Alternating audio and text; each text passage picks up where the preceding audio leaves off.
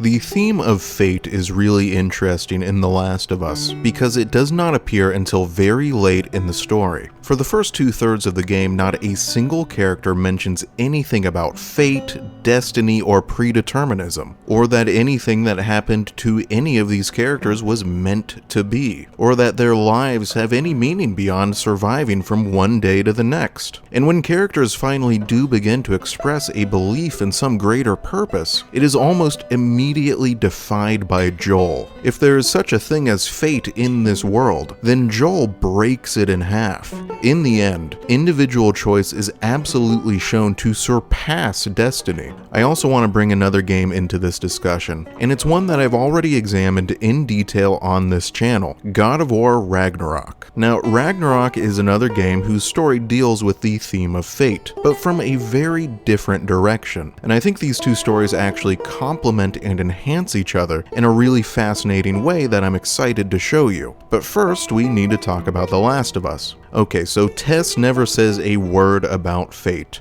Bill does not care about destiny. Henry and Sam never mention anything about their lives being predetermined, and neither does Tommy. Instead, these characters discuss human relationships. They discuss survival and what survival is worth, and the connections between survival and community. Those are the primary themes of the game, at least at first. It's not until we reach the final act, the winter season, that this new theme appears. The first character who professes a belief in fate is David, and this is really interesting too, that the writers would use a character as despicable as David, a personification of human evil, as a vehicle to introduce the player to this question of destiny, but we'll discuss that more later. For the first 2/3 of the game, The Last of Us is presented to be a world without destiny, or at least a world where people do not believe in or care about destiny. This is a world of random chance, coincidence, and happenstance. There's no meaning or purpose to anything. People are just surviving in any way they can. And this is especially true in regard to life and death, who lives and who dies. Just look at all of the major character deaths in the first 2/3 of the game, starting with the prologue. While escaping from the initial outbreak, Joel and his daughter Sarah are fired upon by a soldier. Sarah is struck by a bullet and dies. Joel, meanwhile, is unscathed. The writers do not present this situation as if there is some larger meaning behind why she is killed and he is totally unharmed. No character ever claims that it was her destiny to die and his to live. It's just something that happened. It's just random, a consequence of the path of the bullet. Her death is meaningless, and if her death is meaningless, then his survival must be equally meaningless. And you will see something very similar with the deaths of Henry, Sam, and Riley. But there's something a little bit different with Tess. During Joel and Tess's journey through Boston, they both have very close calls with infected. They both have moments where an infected leaps on top of them, biting and gnashing and flailing. And they just barely get away, just barely survive. But in the end, it is revealed that she got bit and he did not. And again, there is no reason for this. No purpose, no fate, no destiny. He got lucky and she didn't. But there's a difference here, because unlike Sarah, Tess has an opportunity to make her death meaningful. Instead of just dying randomly whenever the infection takes over her body, she chooses when she will die. She decides that she will use her death to buy Joel and Ellie a little time to escape. Her death will benefit them, will safeguard them, at least for a little while. Her death will have a purpose in their journey. And this is the first time when the story suggests that maybe life and death can still have some meaning in this world. The reason for Ellie's immunity is never really discussed in the game. A random mutation? Good luck?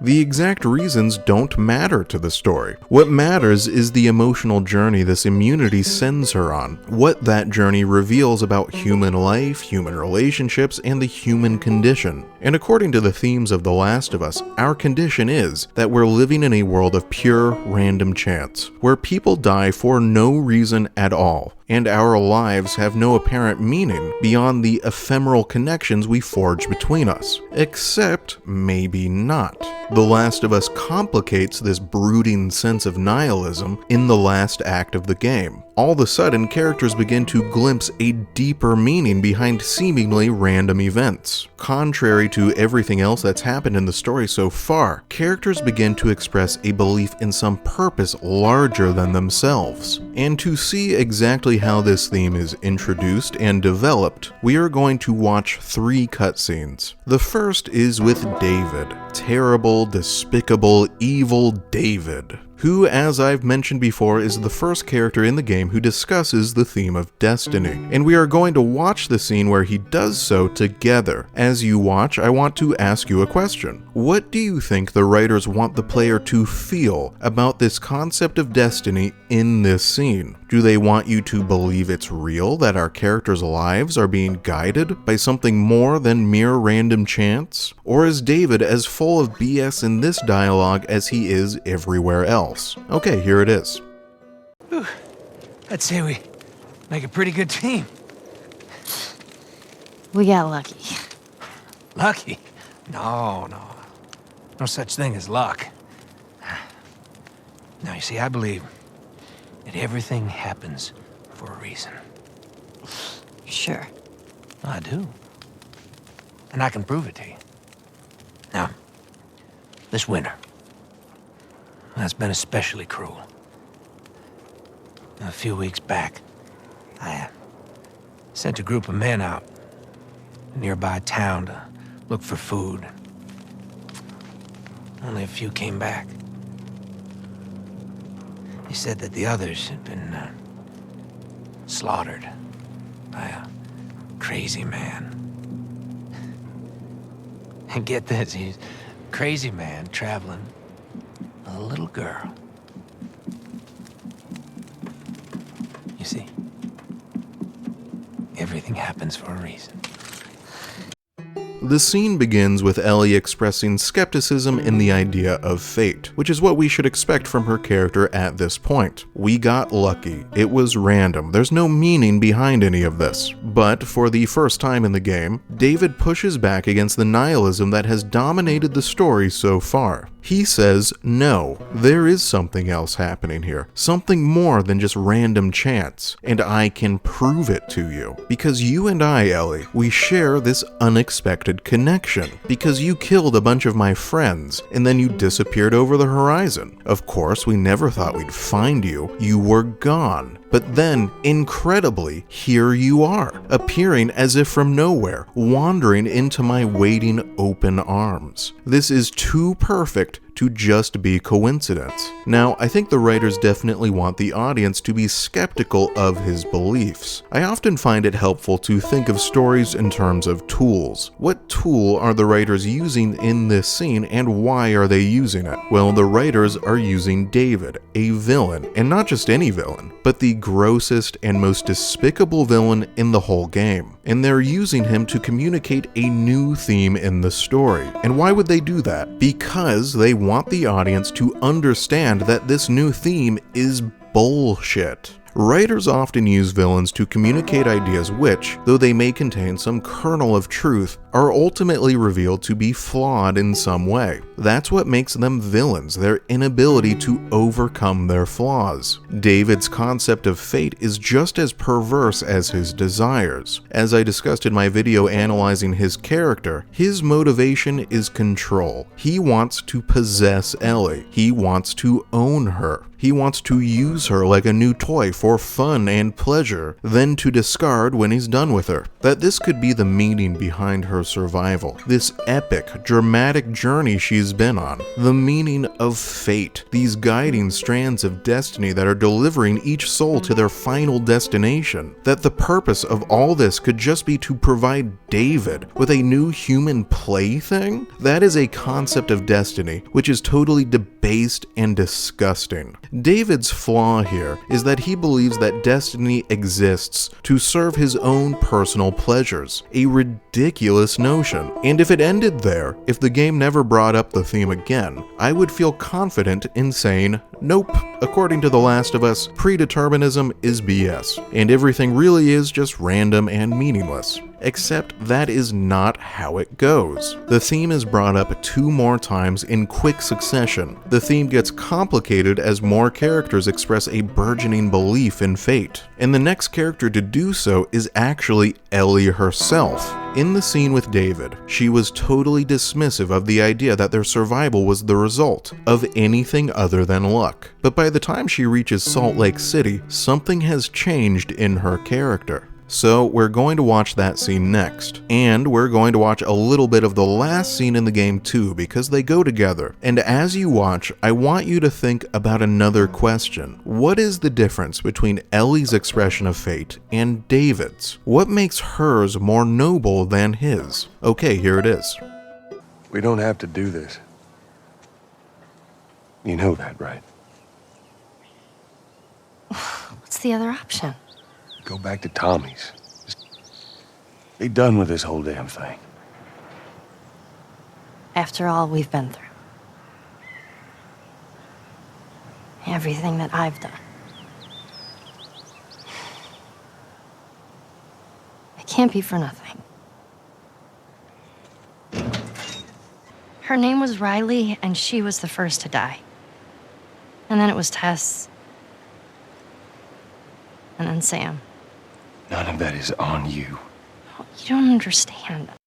Ellie never outright uses the words fate or destiny to describe what she's talking about here, but she is still expressing something very similar. When she talks about everything that's happened, everyone who has died, she says, it can't be for nothing. Ellie is carrying the deaths of her friends and family with her all the time. The deaths of Riley, of Tess, of Henry and Sam. The terrible things that she's had to do to survive. All the people she herself has killed. When I discussed the deaths of Riley, Henry, and Sam earlier, I described them as random and meaningless, because that's how the story presents them to be. However, I also discussed how Tess's death, despite being equally random as all the rest, was imbued with meaning due to the choices of the characters. Well, what if Riley, Henry, and Sam's deaths could be imbued with meaning after the fact too? Riley's death revealed Ellie's immunity, an extraordinary finding with potentially profound consequences for the entire human race. That first loss set Ellie on her path. Henry and Sam saved her from drowning in the river in Pittsburgh, allowed her to continue her journey, to eventually reach the Fireflies. Maybe if Ellie's journey across the United States has some ultimate meaning, then their deaths can be made meaningful too.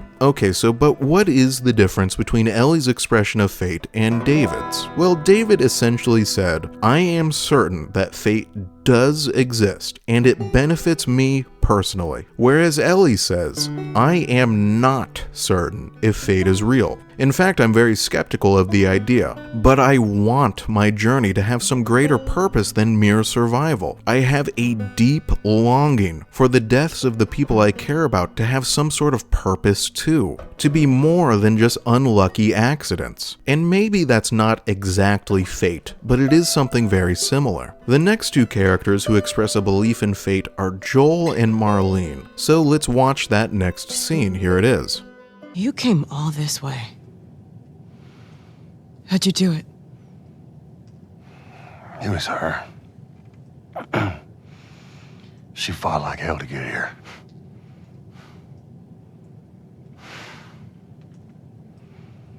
Maybe it was meant to be.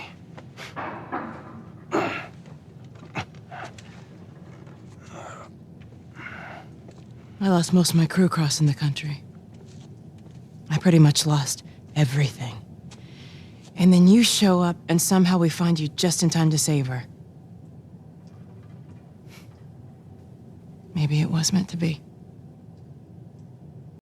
Once again, the characters do not explicitly use the words fate or destiny. Instead, they use the phrase, maybe it was meant to be. And it is important that there is uncertainty in this phrase. Unlike David, they do not say it definitely was meant to be. They just say maybe. It's possible because Ellie's journey has been so incredible, so extraordinary, so amazing. She had to fight so hard to make it here, had to overcome such impossible odds, so many seemingly insurmountable challenges. She should have died so many times. She should have drowned just in that last scene. That maybe there's something more than just nihilism and random chance here. Maybe something deeply meaningful and profound is occurring here. And just like Ellie, Marlene's desire for meaning is driven by her personal loss. She too lost so much to be here. She wants the deaths of the people she cares about to have a purpose. It's the exact same motivation. Earlier, I talked about how when a villain like David expresses an idea, we know that it must be flawed in some way. But what about characters like Marlene and Joel? They're not entirely heroes, but they're not entirely villains either. They are both flawed, complex, and morally gray characters. And most intriguing of all, they end up diametrically opposed to each other in the end.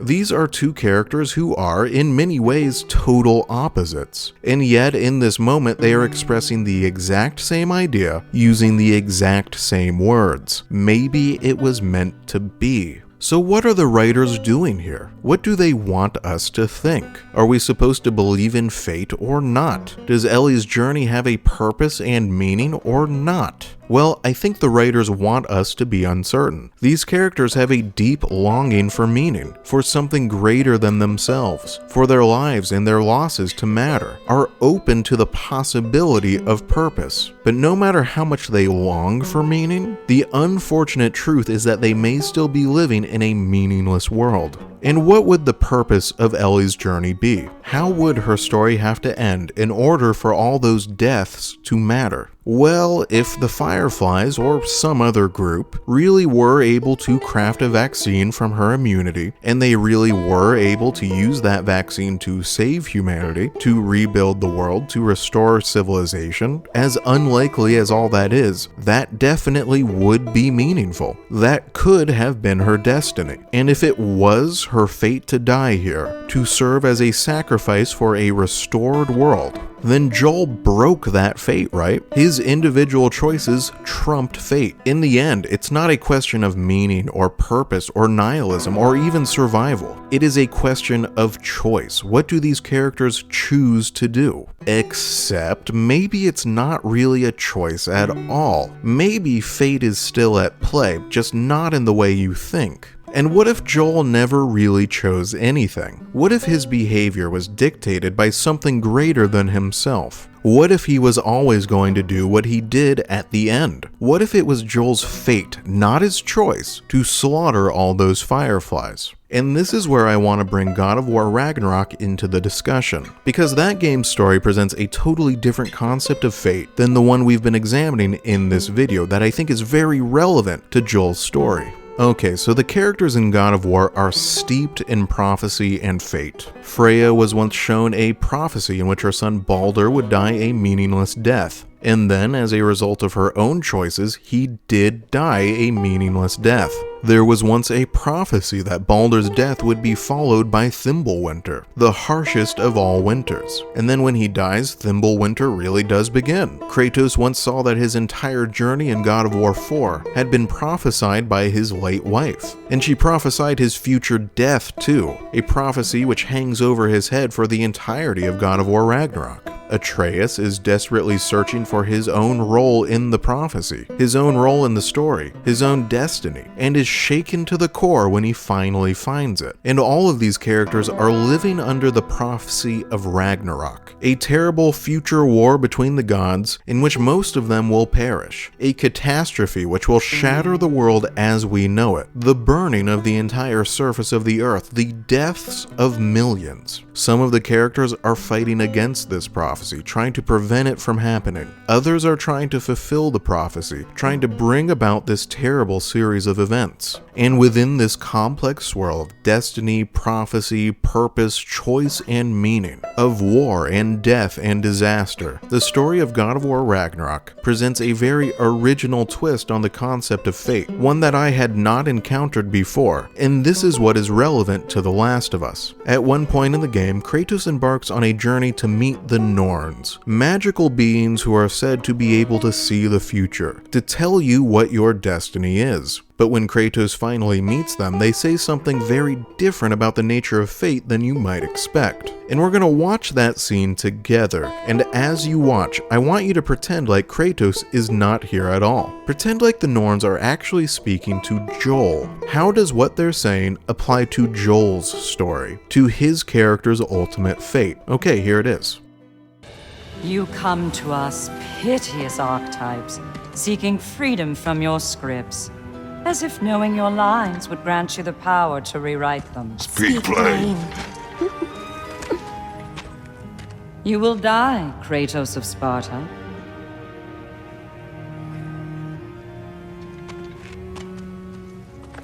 But you called him the destroyer of fate. There must be a way to subvert destiny. There is no destiny, Puck. The protagonists are speechless. They do not understand. There is no grand design, no script. Only the choices you make. That your choices are so predictable merely make us seem prescient. When my son was born, shut up!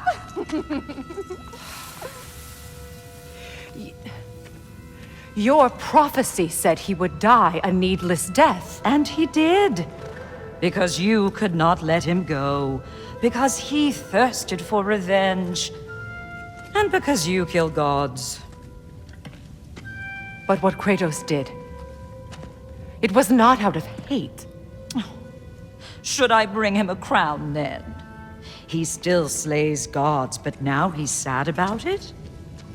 You are the sum of your choices, nothing more. And because your choices never change, you will learn that Heimdall intends to kill your son in Asgard, and you will do what you do best. And then Ragnarok. The skies burn, the curtains fall. Exunt omnes. Heimdall. Again, he misses the point. Focusing on the second act to the exclusion of the final. A common mistake in storycraft. We usually think of fate as being something much greater than ourselves, as something profound and grand. Destiny is something that shapes the lives of millions of people across the world, that shapes the path of history, that guides us all towards both our tragedies and our triumphs. It doesn't matter what we choose, what our preferences are, what time we get out of bed in the morning. Our ultimate fate will remain unchanged because it is greater than any single choice. Fate is as big as the universe itself. But in this scene, the Norns offer a very different perspective. According to them, fate is exactly as small, as short-sighted, as petty, and as selfish as any single one of us. Fate is not colossal, it is individual. Fate is not something greater than ourselves or something outside of ourselves. Fate is our own inner nature, our truest self, who we really are deep down inside. According to the Norns, our nature is unchangeable, immutable, and permanent. You cannot change who you really are. People will always make the same choices over and over and over again. For example, Kratos will always choose to protect his son, no matter what the circumstances are, no matter what the consequences are. So when he discovers that Heimdall is going to kill his son, he will kill Heimdall first, which will lead to Ragnarok. And so the prophecy is fulfilled not because of destiny, but because of who Kratos is deep down inside. He is a slave to fate because he is a slave to himself. And can't you already see how this applies to Joel's character too? This could just as easily be Joel in this scene. The Norns could be telling him, you will learn that the Fireflies are going to kill your daughter, and so you are going to do what you do best. And that will eventually result in a terrible disaster and tragedy. And even knowing this, you would still do it anyway, because that is who you are.